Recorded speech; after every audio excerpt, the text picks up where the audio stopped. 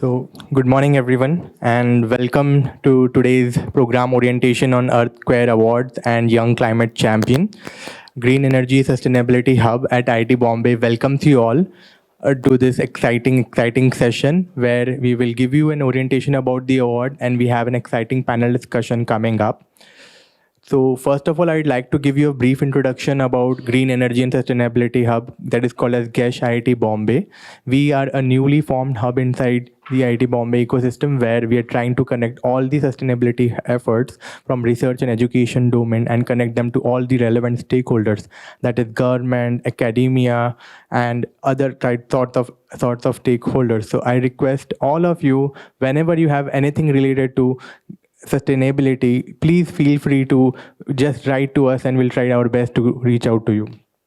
Now, moving toward today's agenda, climate change today poses an existential threat to our planet, impacting ecosystems, economies, and communities worldwide. The need for climate resilience has never been more pressing, with extreme weather events, rising sea levels, and environmental degradation affecting millions of lives. To recognize the efforts in addressing the grand challenge of climate crisis, we have the JSW Times of India Awards, Earthcare Awards, which has been recognizing these efforts since 2008. As a part of the 12th edition, the Young Climate Champion program invites college students to submit groundbreaking, replicable ideas addressing key environmental challenges. Winning ideas will be recognized at the prestigious 12th Earthcare Awards in April 2025. So to help you navigate the award application process, we are hosting this session at IIT Bombay. And this session will offer valuable insights into the program, past success stories, and expert guidance on crafting a compelling submission. We have Vinayak Sarunkhe from Earth Day Network, who would be giving you insights into the YCC program. I request Vinayak to take it over from here. Oh, so it's going to be Devapriya. So I request Devapriya to give you a brief introduction. Hello, everybody. A very good morning. Thank you so much for taking time out to be with us today. I am Debapriya Dutt. I represent earthday.org, which is the world's largest environmental organization that started operations in 1970. Who can tell me when is Earth Day? Let's begin with a trick question. Can I answer? No. No, you aren't. None of you know when is Earth Day? World Earth Day. Yeah, it's Global Earth Day. Okay, then I think I will have to allow the front benchers. Clearly, they are better students. 22nd April, yes. One day before your birthday, so. Right, so Earth Day is on 22nd April, and this year we are celebrating 55 years. So as you can understand, way back in 1970, when nobody knew about climate change, we were already talking about it, and today we are here when we know that it is really urgent. So I will now go on to my next question. How many of you feel that climate action is urgent? On a scale of 1 to 10, 10 being the highest, 1 being the lowest, where would you place climate action? I begin by saying 10. How many of you are with me on 10? 10. Okay. Anybody who is below 5? You can raise your hands. Nobody is going to judge you here. Below 5? No? Superb. 8? 8. Okay. 9? Cool. So I think we are between 8 to 10. Awesome. So I will take you through a few instances of how critical it is. But before that, I want to begin with an interactive session. I do not want this to be a boring conversation. All of you look quite sleepy already. So I just want all of us to have fun and participate. With that, I will request all of you to please keep away your electronic devices for the next 10-15 minutes. These days, we are so glued to our phones, we forget to engage with people. So let's begin by looking to your right and saying hello to the person. If not right, then behind. And looking to your left and saying hello to the person. So I will say hello to you. Hello, Hrishikesh. Hello, Sheetal. Let's do a round of saying hi to everyone. we don't even know often who are the people next to us because we are like glued onto our phones. Awesome. Now, if you were a time traveler in 2050, okay, so quickly close your eyes and imagine you're a time traveler in 2050 and you are transported to 2050. What message would you bring to the present day from the future of the planet? So you're in 2050 and you've come back to this present day. What message will you bring from the future of the planet? Yes, who wants to answer? You can just raise your hands or just like, I think. Don't use plastic. 2050. Yeah. So don't use plastic. Plant more trees is the message. Okay, anybody else? Yes, Isha. We are struggling to survive, so stay alive. Awesome. Yeah. Anybody else would like to give their opinion? Do something about the hair because I think it's probably choking. Awesome. Yes. Struggling to stay alive. Yeah. Struggling to stay alive. Yeah. Anybody more? Else? To have a clean air in Delhi as a capital. Okay. Mumbai is choking. Delhi is far away.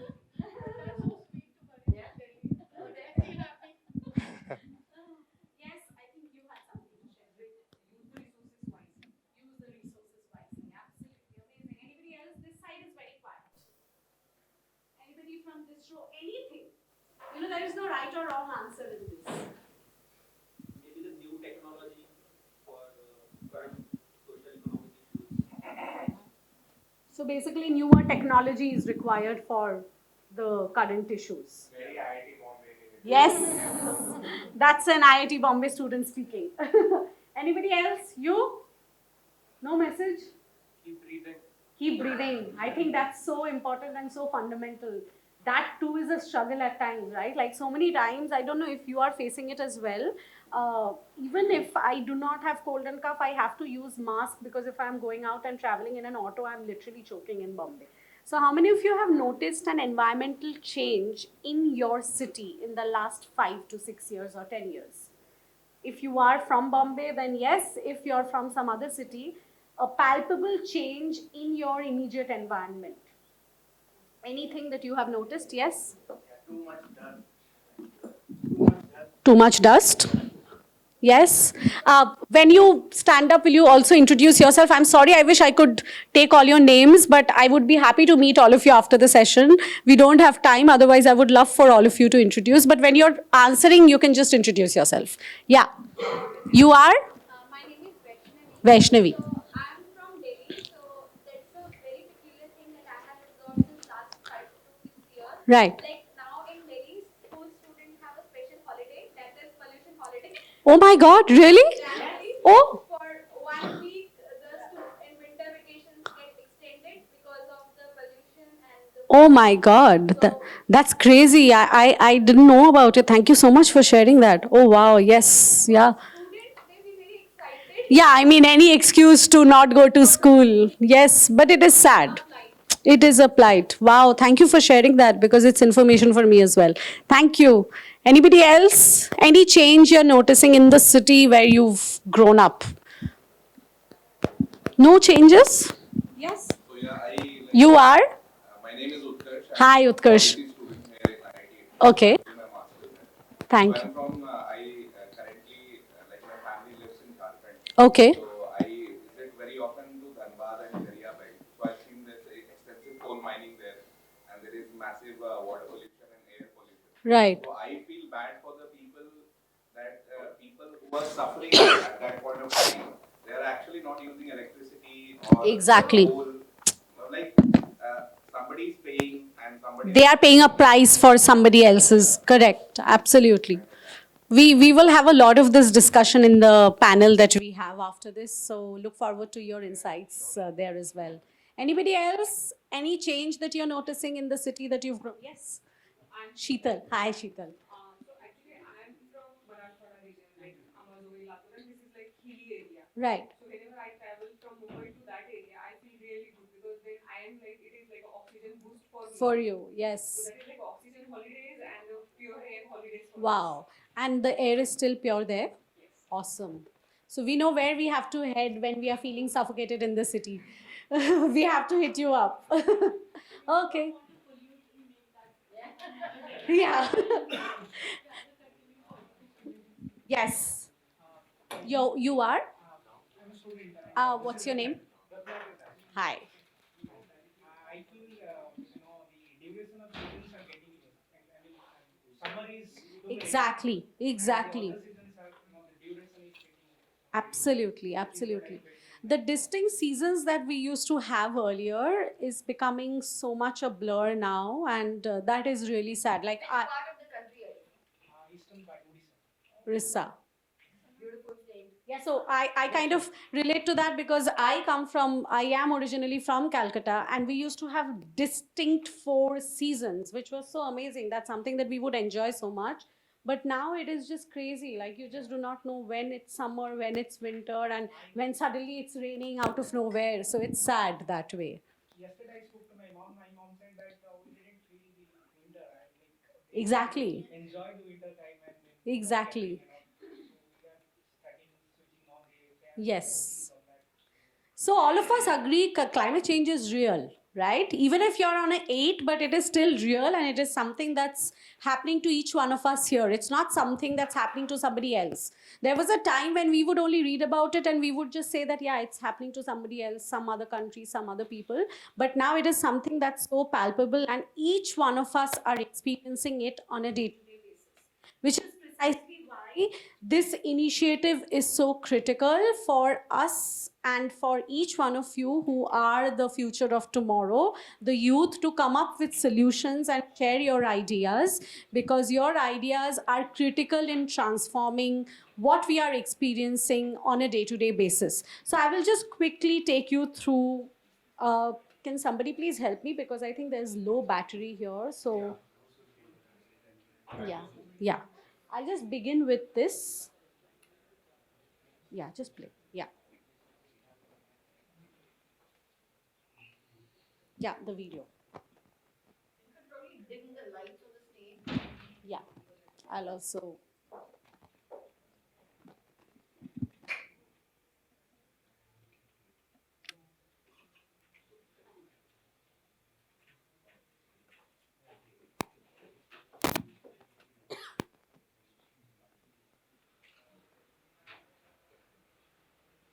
The sound is not there.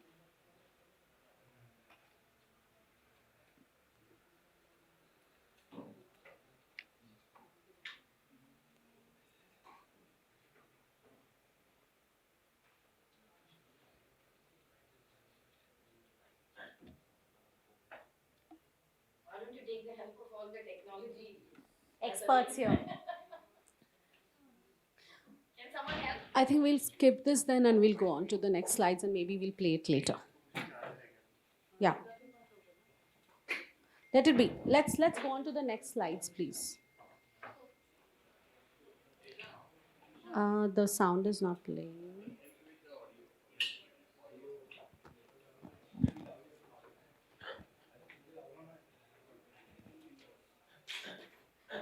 Zishan, can you start with the next slide, and you also next slides. Start. Let it be.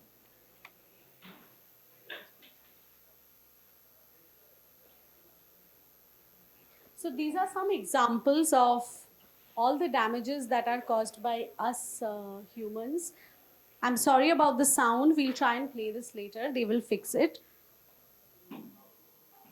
So the energy trapped by man-made global warming pollution is now equivalent to exploding 750,000 first-generation atomic bombs per day, 365 days per year. That's how hard-hitting and alarming our situation really is. And these are the 10 hottest years on record that we have seen. You know, the last 10 years that have been the hottest, where, of course, we are talking India here. For 2024, you've not added into the report, so just reports have, yeah, that will clearly top the list. Worldwide air pollution from fossil fuel kills 8.7 billion people every year. These are the top 10 cities at risk from sea level rise. So as you can see, we are, me and my family, they are at the highest risk, followed by Mumbai closely in India.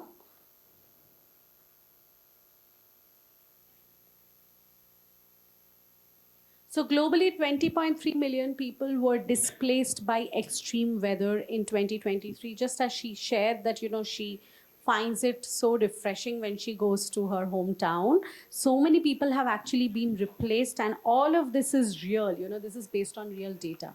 If we halted our net carbon emissions, about half the human-made carbon would be taken out of the atmosphere and absorbed into the upper ocean and trees within about 30 years. So 30 years is nothing, right? Like, look at it, how time flies, and the ones who are above 30, it doesn't even feel like you're 30 already, but that's how critical our condition really is.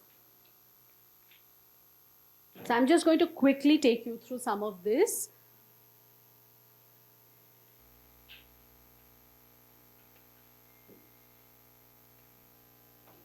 Okay, so this brings us to the Earth Care Awards, which is what we are here to discuss. And within that, we have a special category called Young Climate Champions. Okay, so that is the program where you get an opportunity to actually present your ideas to big businesses nationally and internationally. And this is in collaboration with JSW. Thanks to them, all the youth are getting this brilliant stage and platform to really showcase your ideas. And how do we do that? I'm just going to quickly take you through the process. So you have to enter the competition with your innovative ideas. All that you have to do is there are different sections which I will brief you about, and you have to submit scientifically backed solutions to the problems that you have identified within those categories. So the first segment is Mission Life, which is about how to live sustainably, innovating sustainable lifestyle practices to reduce individual and community carbon footprint. So this is one category. I'm not going into the details of all of this. The next category is circular economy and waste management, which is really about developing solutions to minimize waste, promote recycling, and create sustainable materials. So that's the next category. These are interesting trivia, which I'm not going to go into now. These are some innovative and successful initiatives youth are taking in this space. All of these details are available, if you would like for us to share this PowerPoint with you, or if you want to meet us separately to have a discussion, I'll be happy to take you through each one of these initiatives. This is climate action and resilience. This is the third category, which is really about addressing climate change through adaptation strategies, renewable energy solutions, and community resilience building. These are again examples of youth that have been very successful in doing this. I look forward to seeing some of your stories next year. This is about protecting Earth's biodiversity, which is the next category. Protecting and restoring ecosystems, promoting biodiversity, and creating solutions to combat habitat loss. So this is again the other category. You can select any idea that comes up for you, and you can just simply submit your solutions based on scientific evidence. So these are again examples, stories, success stories of youth who have done this in the past. Paint the town green. Sustainable urban development is your last category. Designing green cities that prioritize renewable energy, sustainable transportation, and efficient resource management.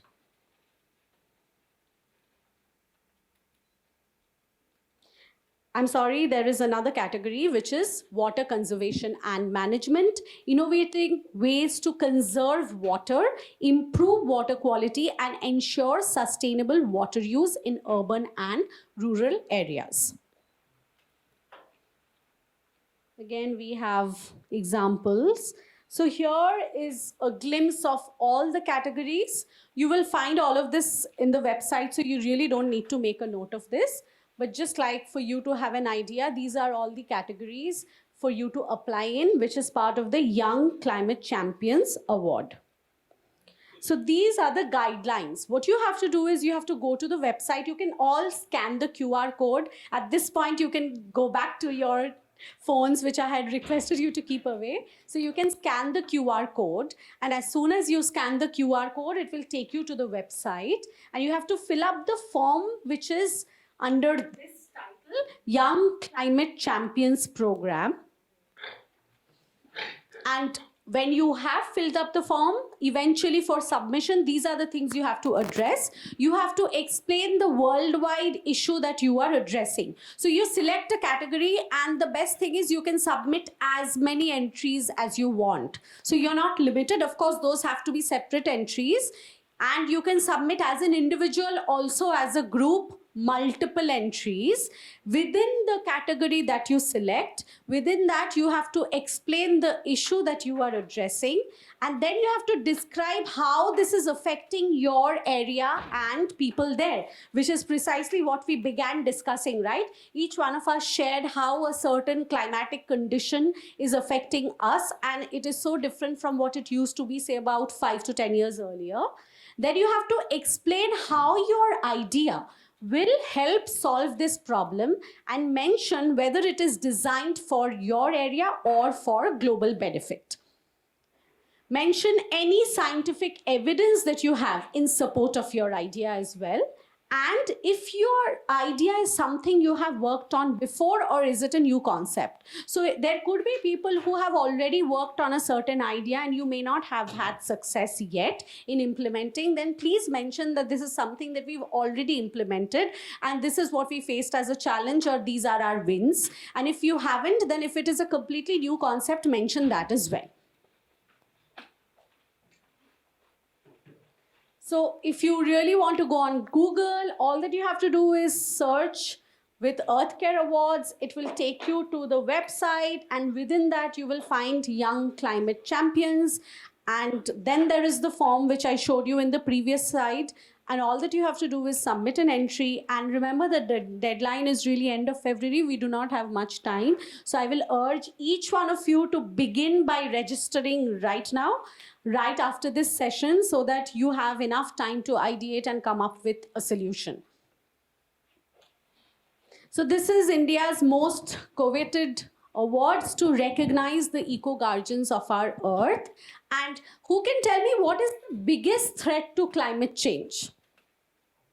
What do you think is the biggest threat to climate change? So there was a detailed survey conducted by a lot of environmental scientists, and then they came up with what is the biggest threat to climate change. I'm not sure if you're aware of that study, but you can just take a wild guess. What do you think is the biggest threat to climate change? Yes? Global warming, okay. Seasonal rains that happens and suddenly where it happens heavily. Seasonal rains? Unseasonal rains. Unseasonal rains, okay, that is, you think, the biggest threat? Yes? Plastic and all the chemicals that we are making. Plastic and all the chemicals, okay. Anybody else? Overpopulation, yes. Climate migration and supply chain. Climate migration and supply chain. Air pollution. Urbanization and consumerism. Anybody else? The backbenchers. Yes, you can just take a wild guess. There is no prize for the right answer, so don't worry. Geopolitical conditions. E-waste, dumping waste, sorry, yes? Geopolitical conditions. Geopolitical conditions. Anybody else? Last try. While all your answers are correct, but this is not exactly the findings of the research. The last try. Who wants to be the last one to take a wild guess? Yes, go for it. Human population. Human population. Awesome. So, behavior? Behavioral aspects. Yes, you're very close to what the answer is. So, the biggest threat to climate change is the belief that somebody else will save it. Yes, so the belief that somebody else will come and do it for us, the belief that the government has to do it, the belief that big startups have to do it, businesses and corporates have to do it, often make us a little complacent and we think it's okay, it doesn't really matter. But that's not true. So that belief system, which is exactly what she was very close to, that the behavioral change is so critical in actually tackling this crisis, which is precisely why all of you young climate champions have a very important role to play here, right? Because nobody else is going to come and fix it. You are the ones who will have to fix it. So we are looking forward to all your ideas. And before we go into further details, I'm happy to take questions either at the end of the session. If we don't have time, I'm available outside. We are all there. Vinayak, my colleague, is also there. So we'll be very happy to address questions if you have any specific queries regarding the application process. But I would, before that, like to sort of help. Vinayak, can you help me divide the audience into groups of 5, 8, I think, 5, yeah. I'm not sure how many are there exactly, but I would like for you to quickly break out into groups of 5 people or 8 people. 8, let's do groups of 8. And we'll have 5 groups. So you can just see, yeah, like each row becomes and just huddle together. Can you?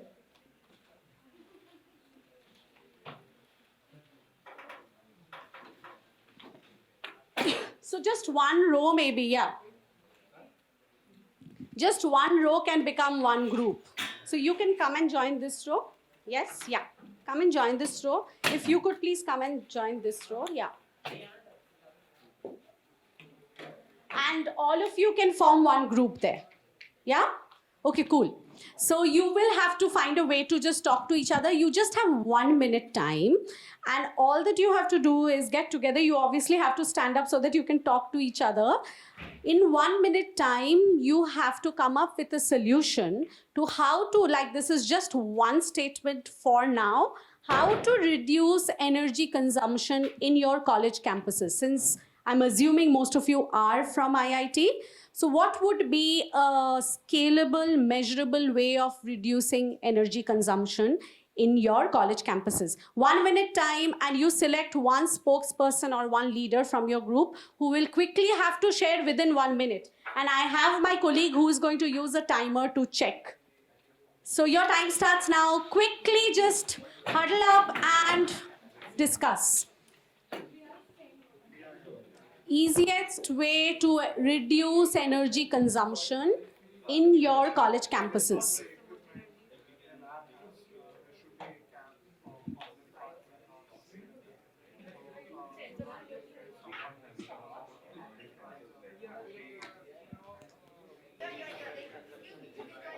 Yeah, you can join.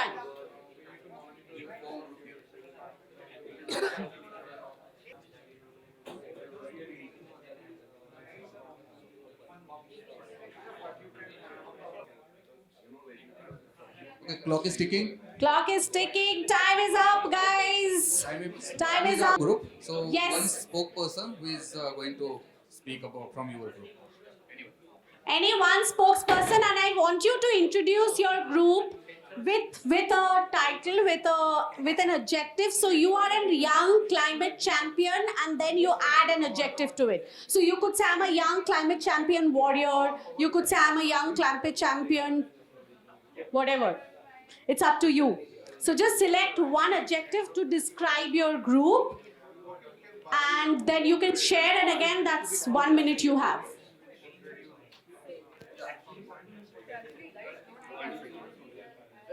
Yeah, go for it, go for it.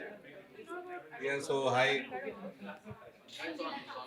Vinayak, please check the time. 1 minute for this. So, Others, please let us just respect these. so our group name is Saviors of the Planet. No, you have to say we are young climate champion We are saviors. young climate champions Saviors, Okay. yes. So as we are talking about that, how we have to see where the most of the energy is getting used in the campus. So we'll first categorize the campus. Okay. Some of the places are like labs or like research part of the area. There the continuous energy is required in Okay. case of like biomedical sciences and all that. But also we'll also deploy motion sensors in the hostels. We don't use ACs in the hostel because this is a green campus. So in a way we are contributing to like helping to address the climate change. Also, we are not using any mostly fossil fuel vehicles here because again it's a green campus. So in a way we are promoting green energy. Also we will see and aware people continuously like hostel wise, and at the same time we'll deploy smart meters so that if people are living hostels mostly where people are in labs and classes, like sustainability has to be a key part of the lifestyle. Okay, awesome. Thank you so much. Let's give them a Thank big you. round Thank of you, Saviors. applause. Thank you, saviors. We are looking forward to you saving us. Okay. So you have to introduce yourself as we are the young climate champion, and then you fill up the gap. We are young climate champions, and Champion, then you have to add something to it. so our group name is Purna Brahma Waste Circularity. Okay, so we are young climate champion Purna Brahma. Waste circularity. We Okay. are working on the waste. Okay, cool. So here the idea is there are so many hostels and the canteens in the campus. Sure. And every day there is a large amount of food which is going to be like waste in the canteens. Either it is cooked, uncooked, whatever the perishable products are there. So if we can generate the biogas from that, and that energy can be again used in the canteens. So we are saving on the LPG or the electricity which is used in the stove. Awesome. Awesome. Thank you so much. We have one more thing. But do we have time, Vinayak? Yeah, I think 40 seconds. No. The other thing that we are actually You're not. thinking about is basically the energy saving. So especially in the daytime when in the hostels the lights are on in the corridor as well as Right. So that's what we are trying to change a behavioral kind of thing. So we should suggest to the mess manager, hostel manager or something like, so they should switch off the lights. Awesome. Thank you so much. Thank you. Thank you, Yes. Purna Brahmas. Here's the next group. Yes. Okay, next group. We, the young climate champions, are the frontiers of the climate science. Okay, so you are young climate champion frontiers. Frontiers. Brilliant. Well, as a campus, the main consumption of energy is electricity by way of the lighting, HVAC, ventilation, Right. air conditioning, etc. Going for the latest LED technologies and sensor-based lighting, which automatically, when somebody is not there, it goes off. Similarly, Right. the fans, Yeah. go for BLDC fans, go for saving on the energy. And then water is another important source. Wherever the pumping systems is there, go for variable speed and sensor-based water. Yeah. Avoid leakages. Thereby, you are trying to save energy in an indirect fashion. Brilliant. Awesome. Thank you That's so all. much, Come on. Thank you. frontiers. Thank you. The next group. So, hello. Our group name is the Young Climate Champion Team Optimizers. So, Awesome. we are basically focusing on energy efficiency because it is the best thing with the constrained resources that we have, we can do. So some Right. of the initiatives that we can do is firstly switching in technology aspects, we can switch to more renewable energies. Yeah. Secondly, determining and putting forward some policies or energy audited kind of things so that we can focus on more energy efficient systems, like retrofitting the existing technologies to more energy efficient systems, and some behavioral change. For example, ACs should be at Yeah. 25 degrees Celsius and such kind of initiatives, and switching more into centralized cooling systems like HVACs and all for energy efficiency. So this is team optimizers. Awesome. You have truly optimized the Optimizers. solutions. Thank you, optimizers. Yeah. And the last Yes, group, last but not the least. Okay, so our group is the Young Climate Champion Entrepreneurs. Yeah. and, Young climate like- champion. Entrepreneurs. Entrepreneurs. Awesome. Yeah, so like the other group, we are also planning to focus on energy efficiency. Brilliant. But we would rather focus on solar panels rather than just the broad topic of renewable energy. So we believe that there are a lot of solar panels installed on campus, but a lot of it is not measured. So Right. maybe if there was a efficient measuring system, which is present in many solar panel systems across the world, which probably gives us insights on how much energy is generated, probably some graphs or some kind of measurements for us to understand how efficient it is, and also to use excess solar energy generated to charge up the EV vehicles on our campus. So something along those lines. Amazing. That's so good. Let's give every group a big round of applause. See, within a minute, you have come up with such incredible solutions. And imagine how many days you have to come up with ideas. So you already have one idea in place. So quickly put this in and then think of another idea and some more perhaps. And just imagine what a beautiful greener earth we would all have if we could have ideas like this, and if we could come together and join hands in working towards a greener and happier planet. So on that note, before we end, I want each one of you to, as in the groups that we have, like you are one unit now, to think of one song that you associate your project with. Any song you can think of, you know, any Bollywood song, any English song. If you're a Coldplay fan, then the song that came to my mind when all of you were talking about energy was Lights Will Guide You Home, and I Will Try to Fix You. So it's literally like the future version telling us that lights will guide you home and we will have to fix ourselves first and then the planet. So think of one song, because when we end, we have a very special guest who is going to tell you which is the song that is most relevant for something like this. Think of one song and tell us, and you can sing it for us as well. One line. Any one song.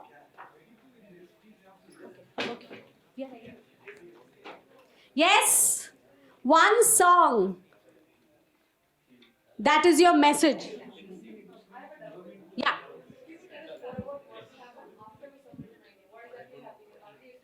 Yeah, there is a jury that will shortlist the best ideas, and then there is an award ceremony where the special ones will be awarded. What the prize exactly is, that's a big surprise, but yeah.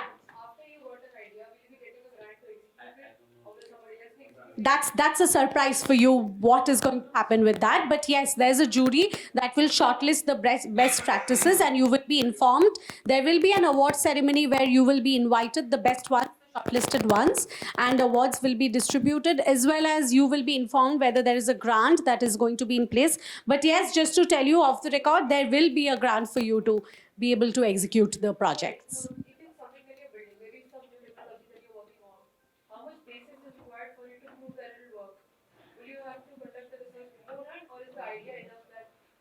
Yeah, the idea is enough.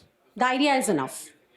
As long as it is scientifically backed, the idea is enough, and you can mention where you're coming.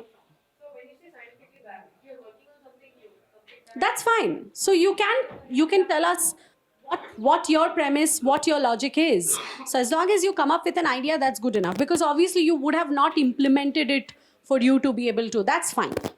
That's absolutely fine. Yes, quickly, songs, guys. We will begin with warriors. You were? No. Saviors. Yes, saviors. What's your song for us?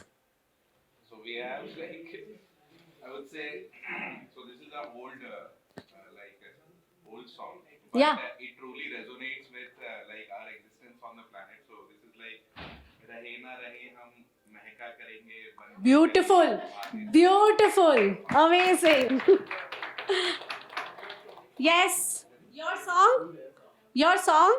And of course, we have our ace singer here, so maybe you have to sing it for us.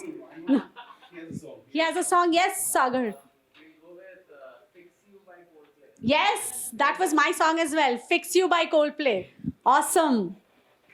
Did you know that we were there at the concert and we awarded Coldplay as the most sustainable band? Yeah, you have to follow us on Insta and you'll get all the details.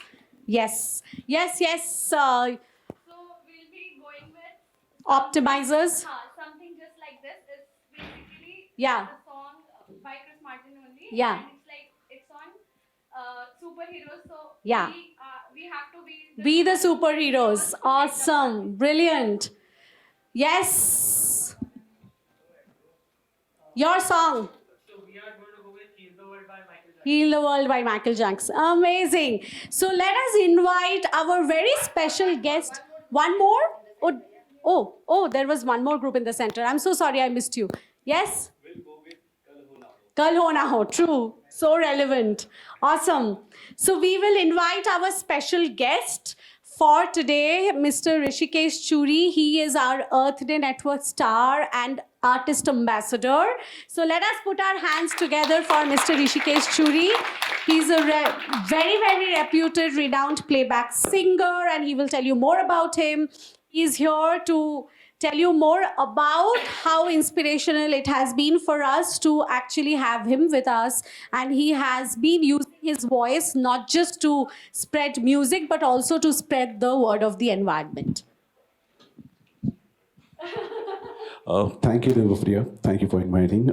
First of all, thank you, JSW, Times of India, Earth.org, and IIT Mumbai for making me part of this event.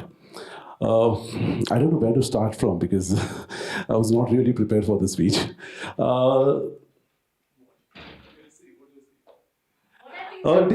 First of all, thank you, Earth Day, for making me the ambassador and star, because Earth Day they've been doing a wonderful job. They've been mobilizing billions of people all over the world.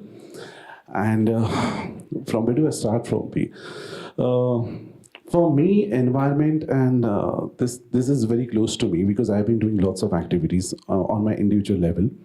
I've been hosting lots of environment programs since last 5-6 years, where I've been involving the government agencies, lots of celebs, singers, environmentalists and all, and we're getting everyone on one platform, and even the police and the BMC and all, and we've been doing beach cleanup type environmental programs, even fashion shows, so that we can have more audience, so we can get more audience, and we can have we can put on that message to more people. On my personal level, we have at home we have planted more than 500 trees. I believe in carpooling, so whenever we go for Saregama shoot, is on the other side of the city. So I stay in the town side and it's at Malad. So what I usually do, I always encourage people for carpooling, because we are a bunch of juries, those who travel from one side of the city to other side of the city. So I always offer them a lift so that we save on the consumption of fuel. One more belief for this thing, environment, is that I usually avoid using plastic bottles. Plastic water bottles. I always carry my metal bottle with me. So these are some of the things I think there's so many things we can discuss about, but we'll definitely. Yeah, and best wishes to all of you, because it's really nice to see that such initiatives are being taken and people are doing it so wonderfully. Thank you so much. Thank you so much, everyone. Shall we take a group photo with everyone? We can just I think we can do that later. Okay. Thank you so much, everyone. We look forward to your applications, and any questions you have, we are right here after the session to answer your queries. Thank you.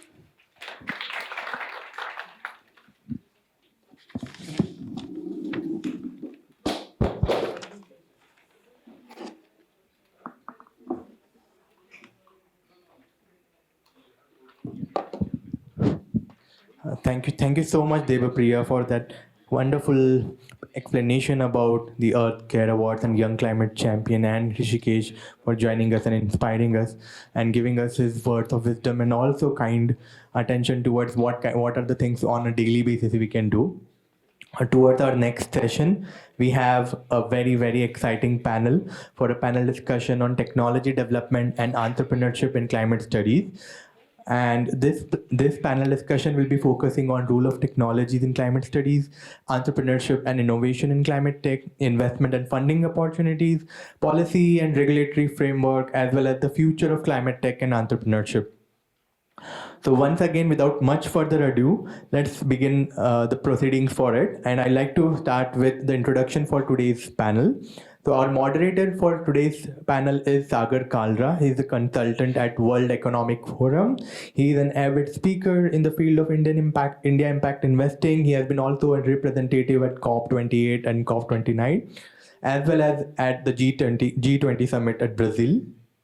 Next, we have Professor Subimal Ghosh, who is the convener and the professor of the Center for Climate Studies at IIT Bombay. He's a distinguished academic who needs no introduction at IIT Bombay. He's also a recipient of Shanti Swarup Patnagar Prize, and he has made remarkable contribution to Earth, atmosphere, ocean, and planetary sciences. Next, I would also like to introduce Rajat Gupta, senior partner and leader of McKinsey's sustainability practice in Asia. A champion of sustainability, Rajat has been instrumental in guiding corporations towards carbon neutrality and sustainable business models. Now we have Dr. Sheetal Somani Kasat, co-founder of Science for Society, S4S Technologies. Dr. Kasat is at the forefront of designing strategies for sustainable business models that drive impactful climate solutions. Next, we have Debapriya Dutt. She is the Director of Projects for South and Southeast Asia Earth Day Network India. She brings extensive experience in climate advocacy, sustainability initiatives, and community-driven environmental impact. And rounding up the panel, we have Mithil Modi, Business Head, Clean Tech and Infra at Tata Capital. He has more than 2 decades of experience in projects and corporate finance. So over to you, Sagar, to take over the proceedings of the panel discussion.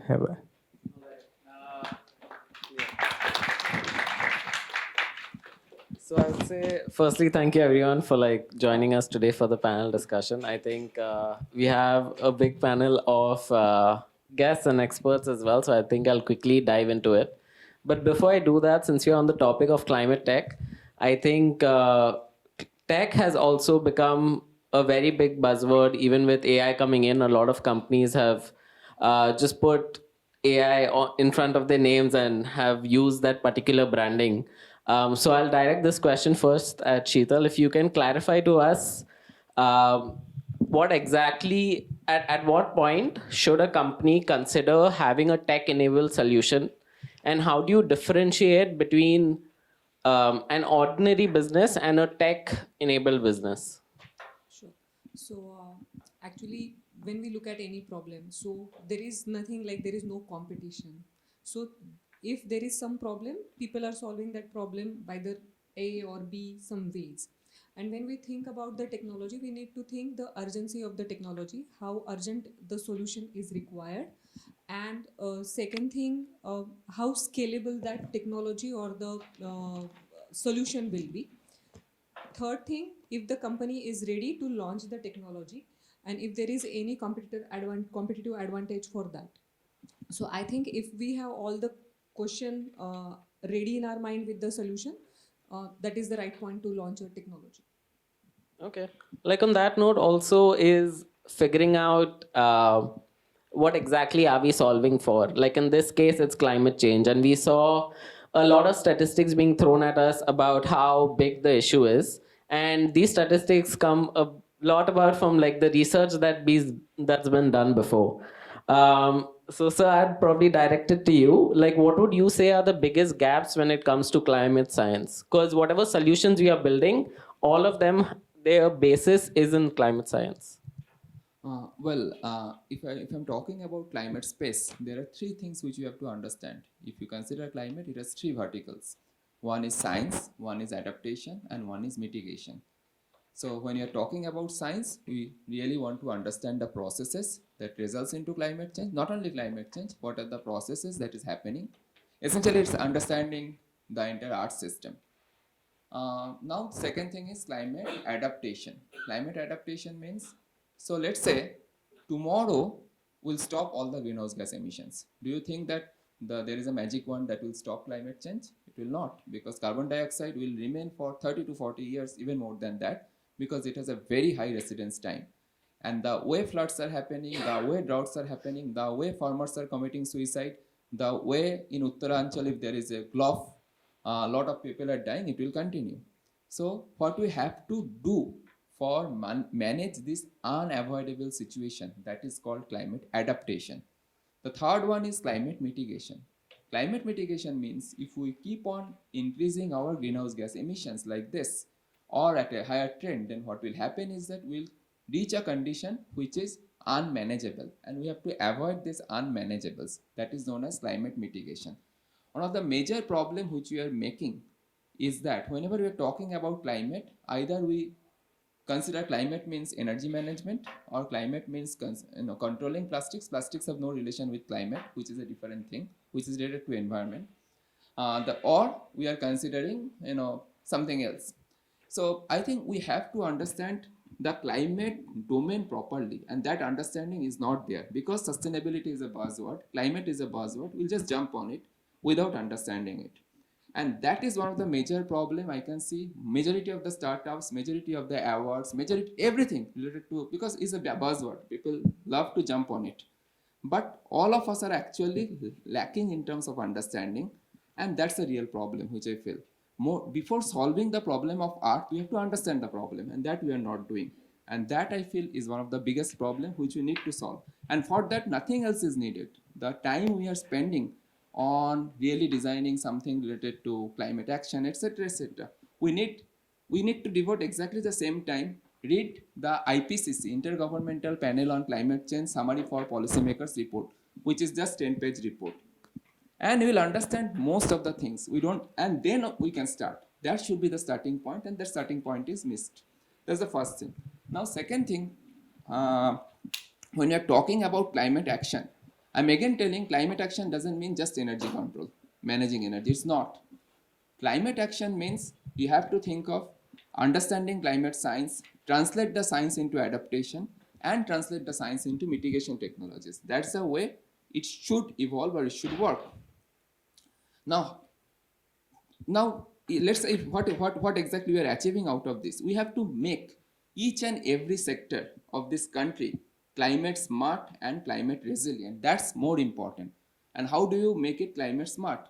So we have to, let's say if you're talking about a farmer who is almost ready to invest a huge amount of money for one of the water intensive crop, but if we can give a very good seasonal prediction in May or April and say, look, this year the monsoon will be really, really bad, don't invest your money on a water intensive crop. That's a huge thing.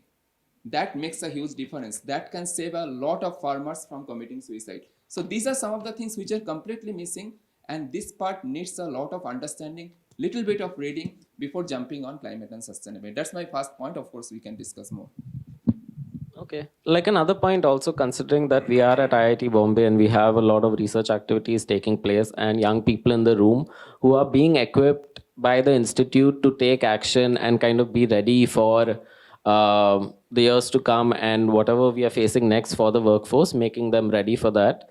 I'd pass it to Devapriya. If you could tell us, like, other than the initiative that you've already showcased, what are other things that ecosystem players can do, and also any additional steps that institutes themselves can take in order to empower young people to actually go out there and implement their ideas? Right. So one thing that we often forget, and just adding to what Dr. Ghosh just mentioned, that we forget what the root of the problem is because we do not have enough education about what climate change is all about. So sustainability is really something that is not about technology. And climate change is not something that is affecting technology. It is about people. It is about something that each one of us are experiencing. So therefore, all the solutions need to be co-created in a way that local communities that are actually facing the impact can benefit from it. So it has to be co-created keeping in mind that the local communities are able to become climate resilient, which we often forget because we are so vested in the term and how it has really become like a buzzword, but it is way beyond a buzzword. It is a call for action now. And in that context, what we have seen works brilliantly is to engage whatever problems we are addressing. We always make sure to engage with the local communities. So whether it is a plantation drive, then we make sure to engage with the local farmers. We often work with a lot of women farmers as well. So we create an employment opportunity for them. So even if we are planting, say, fruit bearing trees, we are engaging with the local women farmers and ensuring that they have an income opportunity post that drive. Even when we are engaging, say, in cleanup drives, what we have seen working with the youth works brilliantly is bringing in the element of art and creativity. Because the moment you make it fun for them, it is so much easier to implement those into action. So we've had a lot of these campaigns where, for example, talking about Mumbai, we did this whole 2-year long program called Save the Beach. And it was basically about cleaning up and restoring Juhu Beach, which, if you see now, has been so beautifully restored. After so many years, you will see water sports in Juhu, something that I have not seen 10 years back at all. So that's something that we focused. We worked with the youth, with a lot of college students, and we made sure to work with the local colleges in and around Juhu, and the students had to come up with interesting competition like ideas, just as you're going to submit ideas for earth care programs. Okay, somebody can just, I think, yeah, I mean, you don't really require it. So we had, we would have beach games, we would have nukkar natak, street theater, where each one would have to, talk about a solution, but presented in the form of theater. Then we would have their college bands perform a song as a flash mob on the beach in a way to educate the visitors there as well, because more often than not, it is basically the visitors, we who are visiting, we are the ones littering. The government BMC is doing the cleanup every day in the morning, but after that it is us who go and litter the place. So we had a lot of these exciting activities. We did a recycling project. With all the waste that was collected, we actually created an installation, art installation, which was there on the beach for about a month, which was a very hard hitting image of how the fish that we have has more plastic than the fish flesh. So it was basically a fisherman's boat, all of which was made out of the plastic that we collected from the drive. So after 6 months of the drive, the students had actually done this installation work with the help of senior artists. A fisherman's boat that had a fisherman's net, which had a lot of trapped fish inside. But when you go closer, in closer observation, you see that it is not really fish, but it is plastic that is there, which looks like fish. So it's just a way of, telling the story differently in a way that people can relate. And also for the youth, I have seen that they are so creative and they are so incredibly, talented when it comes to ideas. The moment you give them an opportunity to explore their creativity, they come up with brilliant solutions. So using art and using local knowledge that is available and involving the local community has really been our key to successful implementation of projects. Like, I think, as you mentioned, is that young people are capable of taking forward their ideas, putting them into action, starting with community engagement. There's another aspect to it as well. In order to ensure like a longer term sustainability, some people also start moving these models into a more for profit type of model. Right. So I'll take it to Mithil. If you could tell us from your experience, if we have a couple of budding entrepreneurs in the room, what would you say are things that they should keep in mind so that they ensure like a sustainability of the initiative that they are running? So if you think of it as a business model, what are some things that they need to keep in mind in order to ensure, I would say, long-term success of their model? Thank you, and I think thanks for the opportunity to sort of interact with all these young minds. And this is the future of India, so delighted to do that. So yes, you're right. The finance is actually the bloodline which runs for any business, and therefore for any business to eventually sustain over a longer term, it has to have finance available. For finance to be available for a longer period of time, you can support it through a grant, you can support it through initiatives for a period of time. But for it to be really sustainable and for it to be supported, it needs to have a commercial viability to it. and that is, obviously what is, eventually will lead to a long-term sustainability. So I'll give you an example that when we started off, with the solar implementation in India, the cost used to be 16 rupees and 15 rupees, and that, it was a subsidized affair at that point of time.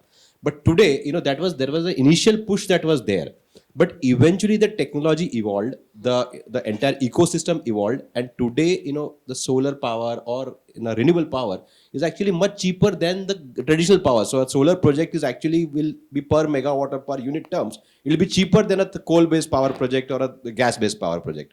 This is exactly why the sector is now boomed, and that is why the sector will actually take off. So I'm saying for any idea, while, and this is therefore for the budding entrepreneurs, that, for an idea, please do conceptualize an idea, but eventually as you take it ahead, do also think of the commercial impact of this.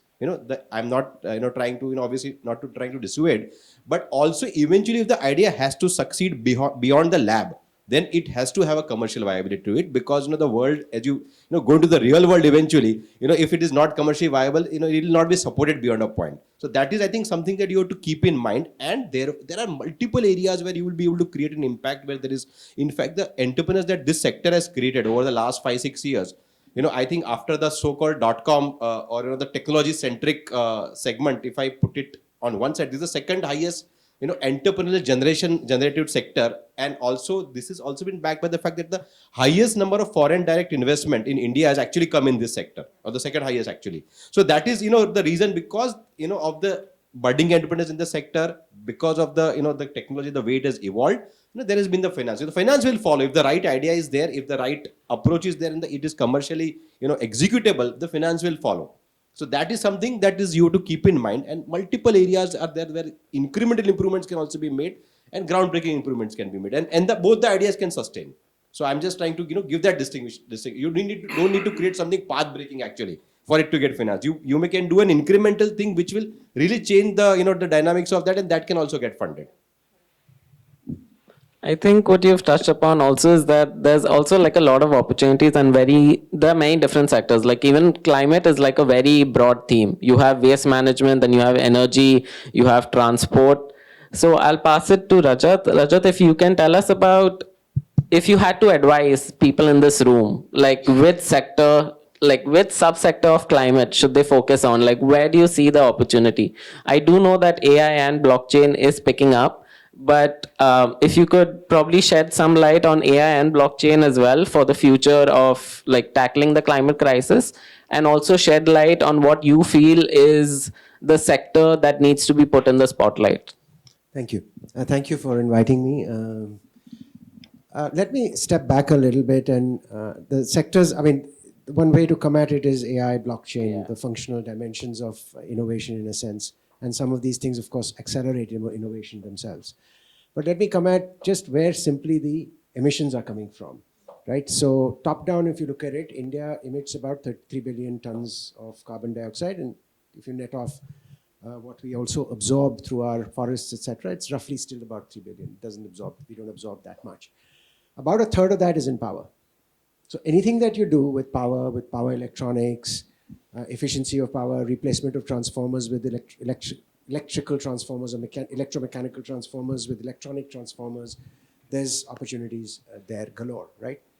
The second largest source of emission is industry. About 25% of India's emissions are industry. These are largely material-driven industries: cement, steel, aluminium, plastics.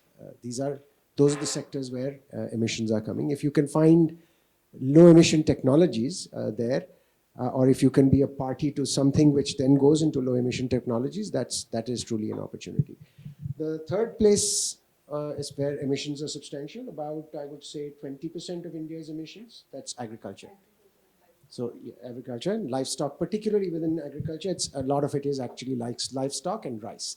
So any innovations that you have to present in those areas that reduce emissions but are also commercially viable, I will come back to that point also, is going to be an opportunity. About 10% of our emissions are on transportation. By the way, there's a fair amount of progress in transportation, and I'll tell you why the progress is there. It's because something that people here haven't really touched on yet. I think it's a very important part of this innovation. So 10% of India's emissions are transportation related. Of course, everybody talks about EVs, batteries, you all know about it. You're probably spending time on the innovations relating to these things. So that's the other space. Then there's water waste in buildings, which is another 10 to 15% of India's emissions. And then there's absorption sources, right? So for example, forests that we've talked about here, that could absorb emission, or future solutions like CCS, CCUS, or CCU, which could also absorb emissions. So there's a whole host of areas that we touch every day in our lives where there's opportunity to innovate. Now, where is there momentum in India? There's clear momentum in power. And again, the panel talked about it. The reason there is momentum today in power is because China reduced the cost of solar cells, modules, wafers, silicon dramatically in early 2010s. And India was ready to catch that wave. And why was it ready? Because we set up our solar mission. The solar mission had a mechanism to buy 16 rupee power that became 7 rupee power that has now become 2 rupee 50 paise at the bus bar power, right? So there was a mechanism, a regulatory mechanism to fund the power when it was expensive.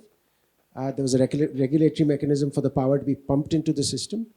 And there was China, which helped us hugely with reducing the cost of module cells, et cetera, by scaling these up and innovating on the manufacturing of these things. There's moderate innovation on the amount of power you generate from a module, right? 1 point every 5 years or something like that, right? Not huge amounts. You will know more about it than I will. But the immense innovation has been on the manufacturability of these things. So that's another that's an opportunity, right? The industrial engineering of getting costs dramatically down, where cell module or module costs are down now, or are being sold even at 11 cents, what was earlier 60 cents at some point in time, right? So 1/6 in a time frame that we have seen, and some of you have been also on Earth with those time frames. So I think that's an area with a tailwind. The other area with a tailwind is automotive, clearly, and the reason. Why is there an automotive tailwind? Yes, of course, world is making batteries, everybody's developing EV products, but the real tailwind is because we have a almost $200 per ton of carbon dioxide that's emitted by petrol and diesel rate of taxation on our automotive fuels. Why is that? That's basically generating $70-80 billion for education, health, governance, right? But that $200 a ton of carbon price, effectively, a carbon tax that exists, it's an implicit carbon tax, is what is leading to actually, if you think about it from a life cycle perspective, a two-wheeler, certainly small mobility formats like a two-wheeler, three-wheeler, the life cycle cost per kilometer is much less, 50% thereabouts, 50-60% of an ICE vehicle, right? So it's regulation that actually is leading to, now there are many constraints. The charging infrastructure isn't enough, the products are poor, they burn up, and of course they haven't burnt in the recent past, thank God. But product isn't there, right? The system doesn't quite exist. And even if the product is there, we're importing the battery. People don't know whether the battery will last 7 years or 10 years, how many cycles will it go for? Nobody's willing to think about the second life of the battery. Will it sell for anything? Will this vehicle have a second will the vehicle have a second resale value or not? An ICE vehicle does, albeit it declines substantially, but it does have a resale value, right? So the economics of that are unclear, and so therefore the penetration is still 3%, 7%, in that range. Cars is probably 2%, two-wheelers probably in the range of 5-7%, right? So I think the economics in that way have to be solved for. This is, now I'm talking to you about in tailwind sectors. Now, if you take power, which I was talking about earlier, as our power penetration with infirm sources like renewables increases to, it probably is in the 15-20% range, probably going to go up to 30 with our targets. Stabilization of the grid becomes a huge opportunity. So innovations galore over there. Let me pause there. I can say a lot about this topic, but these are the places where there is bigger opportunity. To your question of blockchain, AI, all that is fine. But the bigger innovation in my view is materials, right? It's about assembly of these things, innovation in regulation, innovation in getting the economics and the manufacturability right. And by the way, this is a revolution which is going to spend trillions of dollars. Somewhere between 6 and 11% of the world's GDP has to be invested between now and 2050 for us to be on the pathway that we already crossed, 1.5 degree, right? So trillions of dollars. Even India needs to invest at least $200 billion a year now, and probably $1 trillion when it's a bigger economy a year into these areas. We are investing probably $40 billion today, 5x as much investment, right?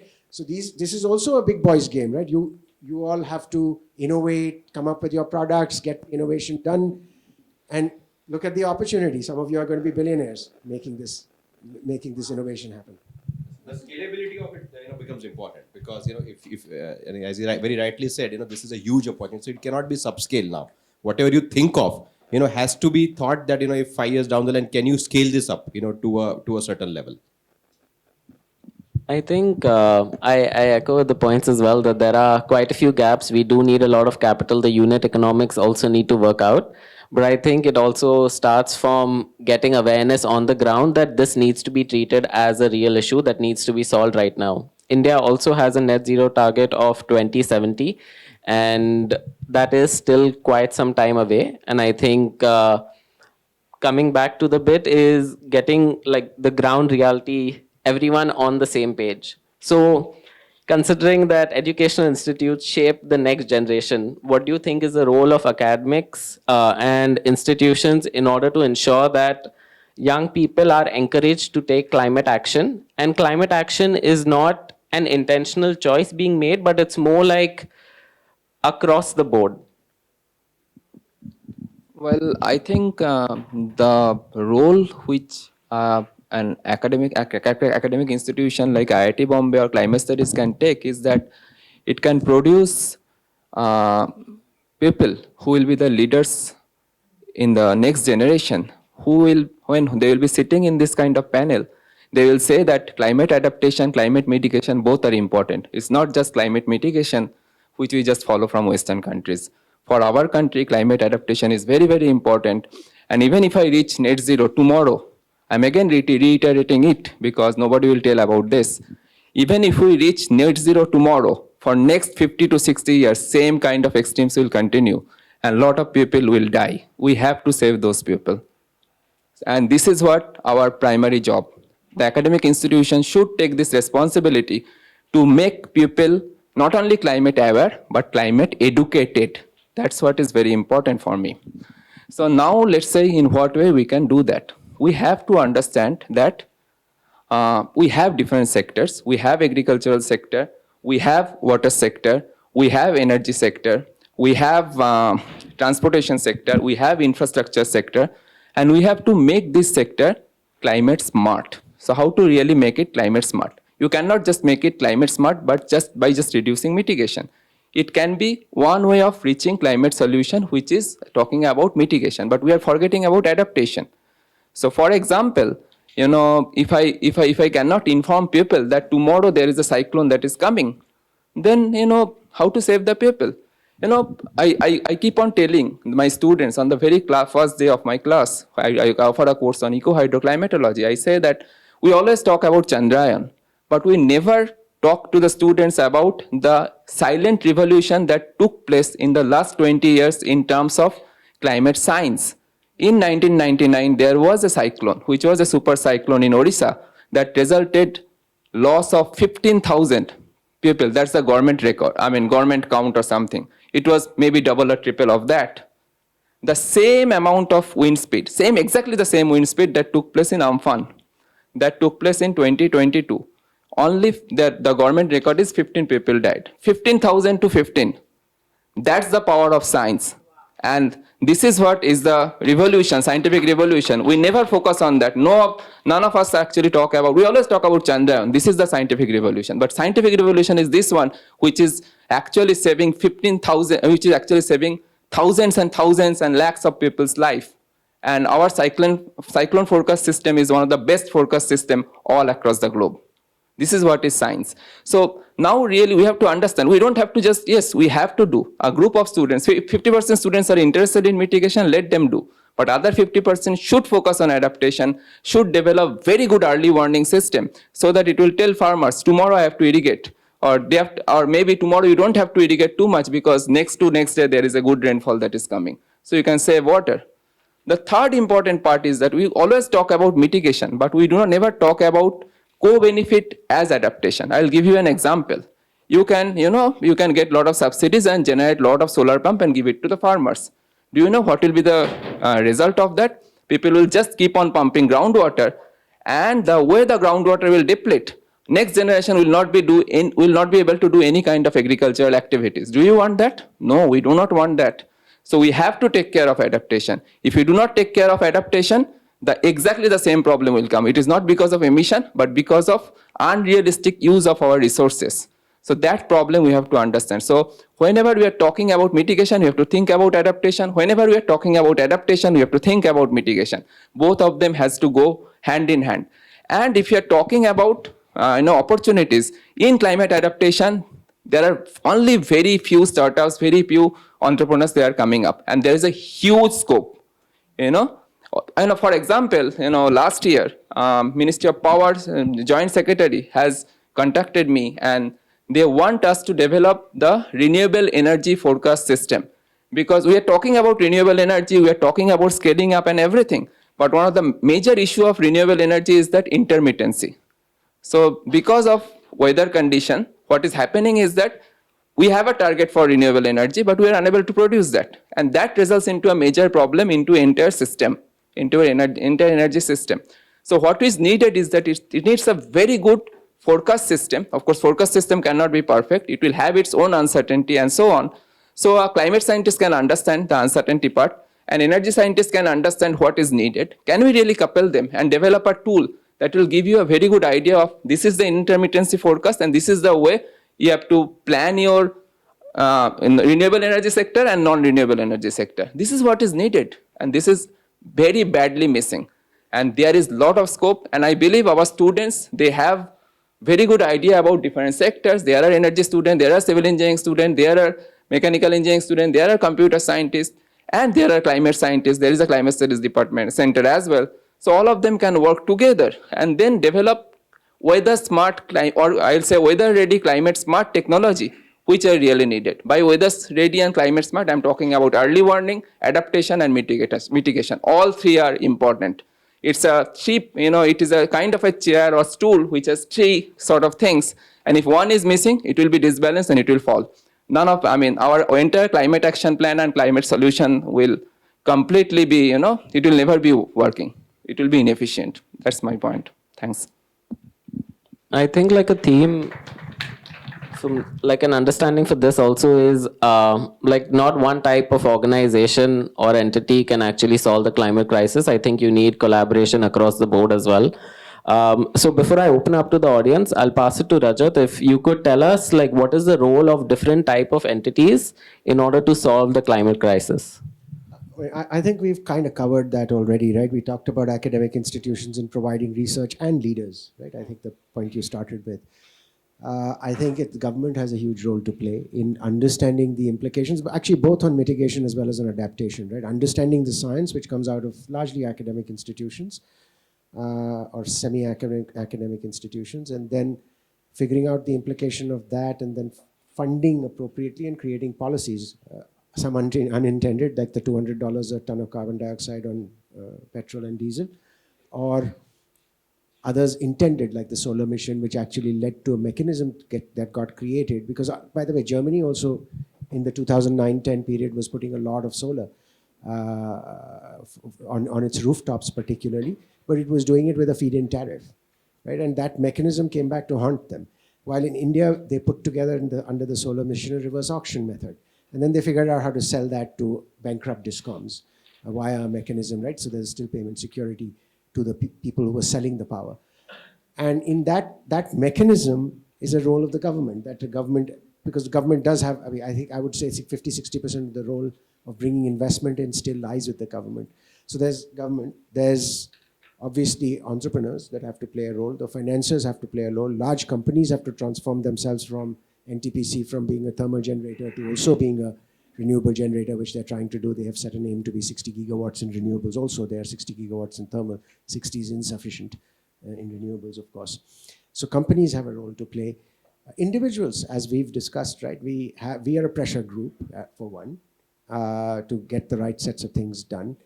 And we are consumers. At the end of the day, if we just consume less, that itself, by the way, in all of these discussions, nobody talks about reducing consumption. It's a Gandhian idea, I think, which nobody believes in. But there's certainly the West doesn't talk about it for sure. But even in India, we do talk about recycling, we talk about more efficient use of resources, but who talks about reducing consumption where you don't, unnecessary consumption? Can we actually reduce that? This is an incredibly complex, multi-participant topic. Maybe I'll just close, just say one more thing. So look, I think India is very different in its, just on decarbonization, in a very different place from the West. Basic idea of decarbonization is a Western concept, right? They've gone from this much carbon emission to this much carbon emission, used a huge amount of carbon space of the world. And they're now steady, or in some cases where gas replaces coal, like in the US, they decline, right, in terms of the carbon emissions there. And that further declines is what they're looking for, because growth is 1%, 2%, a lot of the growth is moving from manufacturing into services, much less carbon intensive. India, 75% of India has not been built yet. Maybe even 80-90% of India of 2070 hasn't been built yet. And the question that we have to ask in academic institutions and not-for-profits and government and you have to ask is, can we build it right instead of building it like the West, go this way and then go this way? Can we just build it right? And by the way, the trade-off here is that we have to build it right while giving the best of lifestyles, growth, inclusion to our poor. How do we do that? That's, to me, the biggest challenge for us. And that's the big opportunity for some of you. I think I agree. Like, we cannot deny someone else the privileges that we currently enjoy. So I think that's kind of like a good note to also just ask if anyone has any questions in the audience. I think we'll take around like 3 or 4 questions before we move on to like a closing note. We have one there.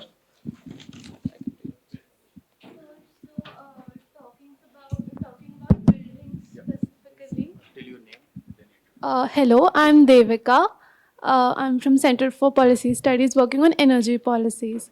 So I wanted to talk about building sector specifically, which include a part of power sector, that is electricity in buildings, and infrastructure as well. And as buildings consume a lot of electricity, specifically residential one, and 39% of emissions come from buildings, both the operational and the embodied energy emissions.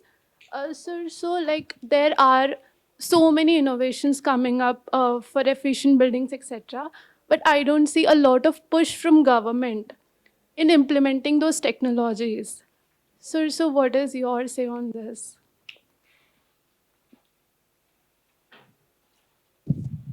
Who do you want to direct that question? Mithil, would you like to take that up? Okay, I'll start, you go. So look, you're right. I think building is an underappreciated sector because particularly in India, we don't have heating loads, right? Like cold countries do. We will have cooling loads at some point of time. So, buildings and so heating happens with gas or other sources. So in the West, buildings actually emit directly a lot, right? But you're right, buildings consume power. Buildings consume cement and steel, right? Which is cement and steel between them are 15 to 20% of our emissions as a country. Right? Buildings consume pretty much 80% of cement and steel, right? Buildings and infrastructure. So buildings do consume a lot.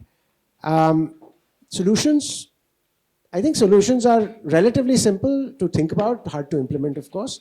Solutions are greening the power grid. That'll take care of a lot of things.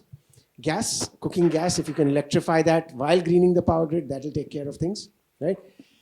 And then there is the in situ or the embedded carbon in the building, which is cement and steel. Very, very hard to abate. Cement, what is it, a third or 2/3? You guys will again know better. I think it's a third of the cement's emission is calcium carbonate to calcium oxide, process emissions, right? What do you do with that? There is no CCS or CCUS at scale, and there is very little work on that happening in India. And then, of course, the balance of it is the heating load that comes with the high temperature heat that actually leads to the to the creation of lime and so on. So very hard to abate. Steel, likewise, very hard to abate. The efficient steel making process, steel is the largest material used in the world. Actually, cement is, but then second largest metal used in the world. And a very large material, 2 billion tons of steel is used in the world every year. Very, very hard to abate. The only way to abate steel today at a substantive level is to reuse steel, right? Which is about 30-odd% of the world's steel is reused. It can go up to about 45%. It will go up to about 45%. But the balance 55% is basically taking mud and converting it into iron, right? Which requires huge amounts of heating. And the only real option, and there are many, many small solutions, but the only real option is using hydrogen to smelt steel, and that too green hydrogen. It seems a little bit further out from an economics perspective and also from a technology perspective. So you're absolutely right. Very hard to abate sectors, but an incredible area for, again, innovation. No, I think Rajat has covered it well. So the other point, I think, just one incremental addition, the rooftop solar scheme that is there, that at least on the on the buildings or at least on houses, that is I would say that is really scaled up. And again, thanks to the policy support. In fact, at Tata Capital, we are one of the largest lenders to the rooftop solar space itself. In fact, we initiated a line from Global Climate Fund, which is specifically for rooftop solar and behind the meter projects. So that is something which is at least one area where energy part of this can be solved. On the second aspect, which is the inherent materials, a cement or a steel, a lot of these cement plants or the steel plants are actually now converting themselves to green energy power procurement, because even within their cost structure, if you see, the power is a large consumption, large cost item. So there you are again greening this part of the supply chain in that sense. So there are incremental things that are happening, but yes, still lots to do, I would say. Yes. Yeah. Hello, everybody. Thank you for such a insightful panel discussion. So my question was more on, the urban cities that we see today. They have a lot of problems, socially, culturally, and also economically. So how can we, through sustainability, ensure that we cover a comprehensive set of problems and not just one of them? Because solving problems for cities is not just from a sustainability point of view. We also have to consider the people living in it and what their daily problems are apart from this. So how do we do that?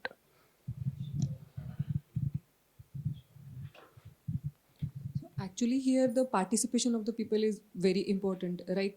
Because when we develop a technology, we think about like it's my baby and it is suitable for everyone. But when we are developing a technology for certain people, we have to take the participation from the people and understand what they actually want to solve first. And there I think we can design a program or design a solution for the urban people as well as for the rural people also. So they're like, we at our company, we work with the women farmers, or we have developed the technology for the farmers for reducing the post-harvest losses. And when we were in college, we developed the technology and we were like, okay, this technology is very nice, technically viable, XYZ. But then when we implemented that technology on the ground level, and the problems were little different. So I guess for urban people, urban problem, we need to talk to them, involve them in solving the problem, and then only we can design the solution. Yeah, I think that's a very good question. I'm really happy that some different kind of questions have come, and which is really, really important for this country as well as Mumbai. So the answer was there in Devopriya's first response. She talked about co-development, co-creation, which is very important. That's what you are also talking about. Co-development. Co-development is first thing what is very important.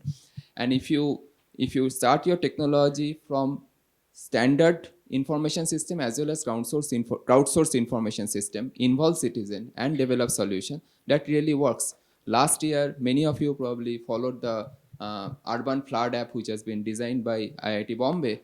And when most of the meteorological forecast failed, this forecasting system kept on giving the correct forecast, and it was available to the people with hindcast. That means the past forecast you can judge and then use, and also present condition, railway condition, everything was there. And more than 2 lakh people actually followed that app and then used it for their day-to-day life, which was very important. So that's what I said, that crowd has, and we got a lot of information from the people, and then we use it for flood forecasting. So that is something what is needed. So this sort of thing. The second thing is that, and that's why I tell that, IPCC reports are wonderful reports. We talk about climate risk map. This is what is very, very important. I believe that every sector should have a risk map, which is country specific, hyper local risk map. And when you're talking about risk, there are 3 things. One is hazard. That means, let's say, probability of extreme event. The second one is vulnerability. Vulnerability in the sense like, let's say, if you're talking about The person who is living in Hiranandani on 14th floor or 15th floor, he may not understand a little bit of this much of waterlogging condition, the problem associated with this. But those people who are living in slum area, they understand because they have to store the grains on the floor. If there is a little bit of water, the entire month's grain is lost. So that's why it's very important to understand vulnerability. And third one is exposure. Let's say some of the regions which is a very important, and if it is exposed more, let's say a coastal region, if it is exposed more, that is having more problem. So risk is a product of hazard, vulnerability, and exposure. And that's why we develop a risk map. So the definition that has been created through several studies and so on, because I was involved in one of the IPCC report, I was a lead author, and I know how much effort, 3 years of efforts with multiple meetings and so on it goes. It's a huge effort. But when the scientists come up with those reports, or scientists, policymakers and so on, so those reports are actually real gold. I mean, they're very useful things, and we need to follow that. We need to involve citizens, co-develop, and come up with solutions. That's the way we have to do. Thanks. Thank you. I have one here. I think that on one side we're really talking about shifting from the current way of living to another way of living. I think that is based on the inherent assumption that the current way is good. Which is that I feel like if there were no climate related issues, we would still be living this way. Why are we trying to design solutions to replace the technology that we have? Why can't we try to build a better way of living, a better way of living for a person? So the point beyond this is, if you want to build a better way of living, you want to have some behavioral changes, which companies, I might be wrong, but I feel like companies are not as capable of behavioral change as the government is, because they really influence every aspect of your life, from your electricity bill to how you consume and how you behave, right? Like, you get punished for behaving the wrong way, for driving too fast, or whatever. So, why do we not see any, till now, why are there no joint sector undertakings? What could be the possibilities? Like, it seems to be a very good way of going forward, right? The government will help you with policies and grants and whatever, and you can innovate.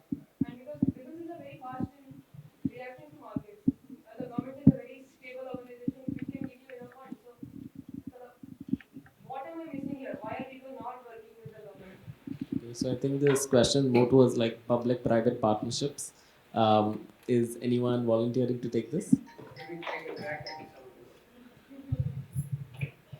Very quickly. So, look, I think eventually boon boon sagar bharega, right? Every single solution will be needed to address these things. No single solution will suffice. I grew up with 5 shirts. Maybe I had 2 additional school shirts, and I had 2 trousers. And it was a good middle class upbringing. I had a great education. I had all the kinds. I thought I had everything. No flights, only trains. But I had everything, and mostly second class. Once in a while, we got lucky. We got first class travel in trains. It was a perfectly happy upbringing, right? Now, if I look at my kids and their cupboards, they have at least 15 to 20 times the number of clothes that I grew up with. So you're right. I mean, I think to this question really also, one of the solutions is also about people in this room. I'm not talking about the really poor who need electricity to come to them and they need a light bulb at night to be able to study. I'm talking about us. Can we consume less? I think one of the example is we are switching on the AC at 22 degrees centigrade, and we all are shivering unless you are wearing a blazer or jacket like you. So sorry, it's not. No. I'm saying. I mean, that's the problem. That's a major issue, because we have to change this behavior. We have to. Why should we keep AC at 22 degrees centigrade, which makes most of us uncomfortable? It's a IIT Bombay problem. I'm accepting it, but that's what is happening. And even any of the conference organized by an industry or organized by an academic institution or even organized by climate studies, I'll say, we always keep the AC at 22 degrees. What's the point of having it? We can keep it 27, 28. We'll be comfortable. Right. So my question was not really about why we people are not changing. It was that there might be a multitude of reasons for why they're not changing, but the government tends to have a lot of power in these aspects about definitely changing behavior. So what could be possible flaws? What could be possible issues? The government So, is you. I can. Yes. If you have wants, those get translated to what the government will do. What is the government? It's you. It's us. So I would say so currently I'm working with the government of Maharashtra to create a roadmap to curb plastic pollution. And the reason I would say the government has also outsourced this particular task is because there's a bit of, they're lacking manpower on their end. So usually at times how they function is they would hire, let's say, CEEW or any other organization and try to get like a manpower from their side to come and work from their office. So the government is also outsourcing certain parts to like the private sector folks in order to get things done. So they have relied on us to create this roadmap. The reason behind that is because World Economic Forum is in a position where it can bring together stakeholders and people working on the grassroots level, major cooperations as to what needs to be done. Because anything the government needs to do, like for example, now I'm saying plastic, right? If I don't get Coca-Cola's buy-in to do something, will the issue be solved? It won't be solved. So even though the government takes out regulations, like I think we have Rupa over here as well, who can talk about how EPR comes into play and how the government has taken out. EPR is basically extended producer responsibility, where the person who produces the plastic has to take responsibility of how it's disposed of. So the government has to also ensure that if it's taking out regulations, it's also enforcing them properly. And then if it's enforcing them, then it needs to figure out that the companies are reporting it as well properly. So this is, I would say it has to be, according to me, I think it would be mainly stricter regulation that comes in. But like Rupa, would you like to shed like a bit of light on I it? think I would go with what I also don't need a mic. I have a very loud voice. So I could go with what Rajat is telling us. We are the government, and the government is a reflection of what we demand. So like he says, if we demand a cleaner world for us, that's what they will have to work on. It's us who are driving the demand. If we don't work on the demand side, supply we will keep giving as corporates, we'll keep giving you energy, we'll keep giving you cement, we'll keep giving you steel. But that you have to decide what you're going to demand. That's most important. How you fix on it. That's it. Also, look, I think we are in a certain stage of our development. What is our government, what are we asking our government to do as a mass, not this room, but as a mass? We're asking for growth, we're asking for inclusion, we're asking for education, healthcare, the basics for the most substantial part of our population. 2/3 of India still is below what we would call an empowerment line. If there is an accident or an illness in a family, they become poor. Yep. Right? So I think we've also got to recognize that, and the balanced third should be saying, look, can I manage with a fewer shirts? I think we'll take one more question before we wrap up. Hi, I'll can I? take one from this row. I haven't taken that one.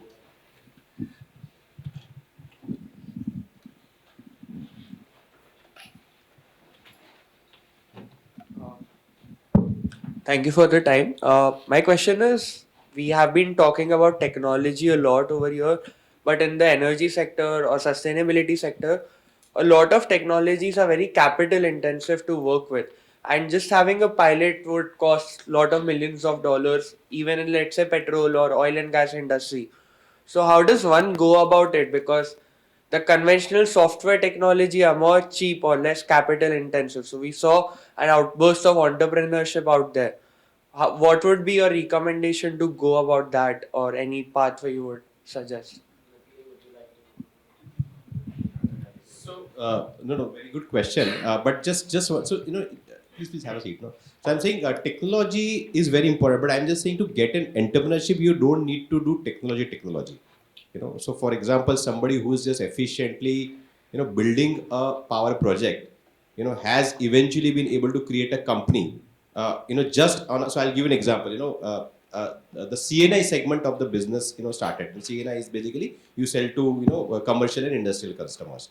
And a new wave of entrepreneurs came into that, where they could provide a small solution on a rooftop, and then they eventually scaled up. They raised money. So I'm saying that, and the larger corporates were not in that business at all.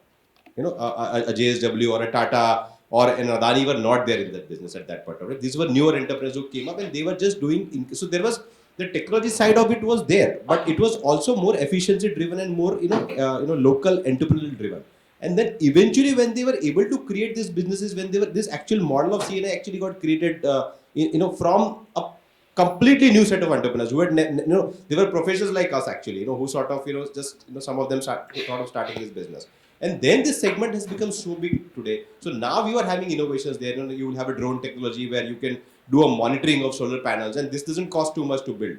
To do a monitoring of solar panels, whether the efficiency, you can't visit like 500 rooftop sites, right? For example, it is not cost efficient. So then you would have, some other, ways to monitor whether the efficiency is there or not, and those will then get funded. So what I'm trying to say is technology is very important, and that can be path breaking, but also not necessarily for an entrepreneur, need to start on day one with, a new groundbreaking technology. You just need to, focus on efficiencies, which could be innovation for efficiencies.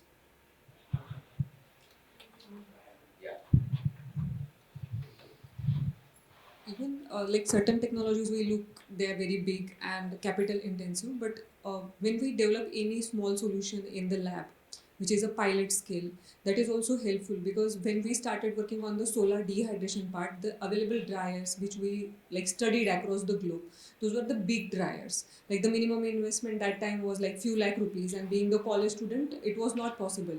So we developed a very small technical prototypes and the pilots, and we studied the concept first, proven in the lab, and then developed a solution which is like at very reasonable cost. So that is also one way of looking at it.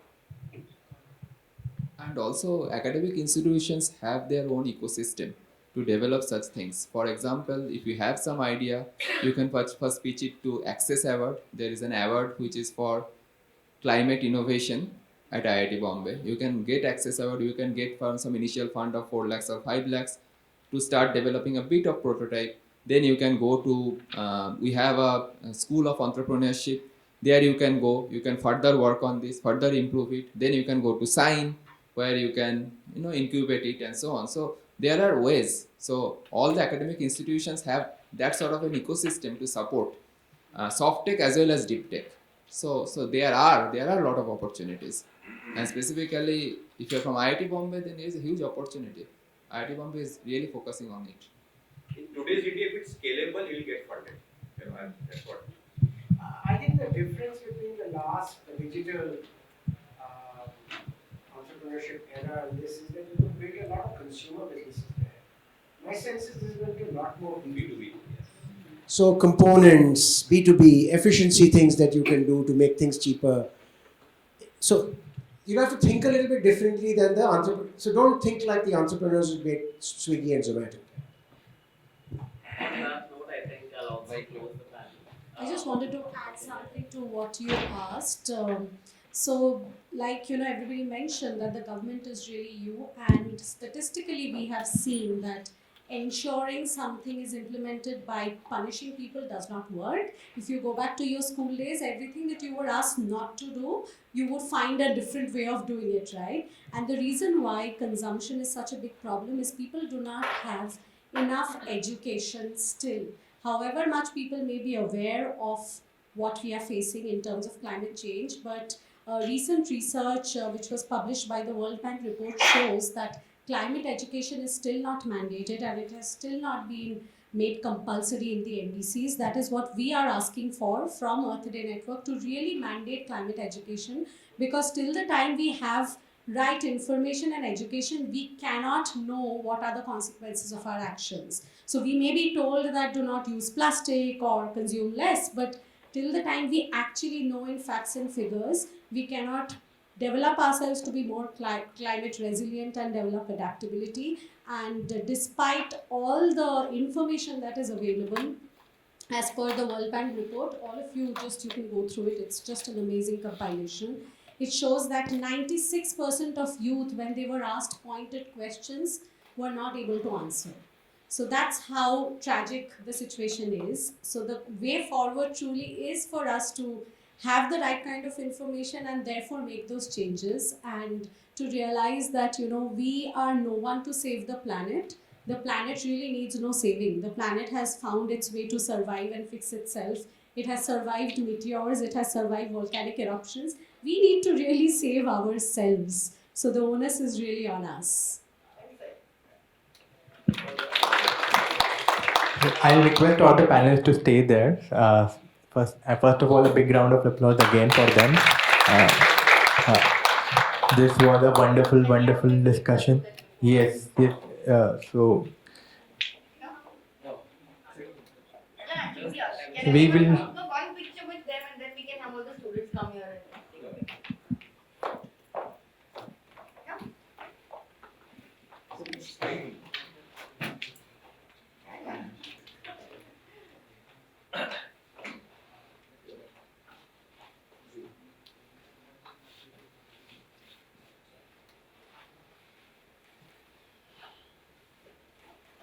Thank you. Can you please quickly join so that we can have a picture with you?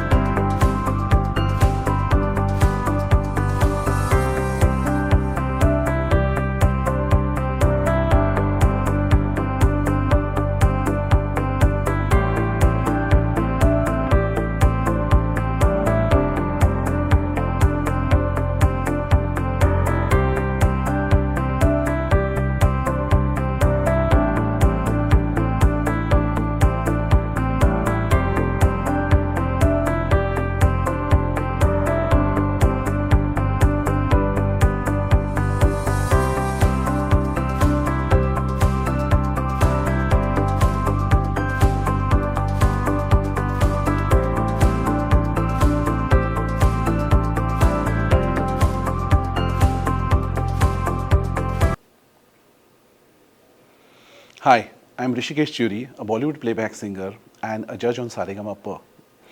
I'm also an ambassador on Earth Day Network.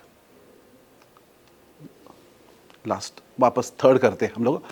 Hi, I'm Hrishikesh Chury, a Bollywood playback singer and a judge on Saregama. I'm also an ambassador of Earth Day Network.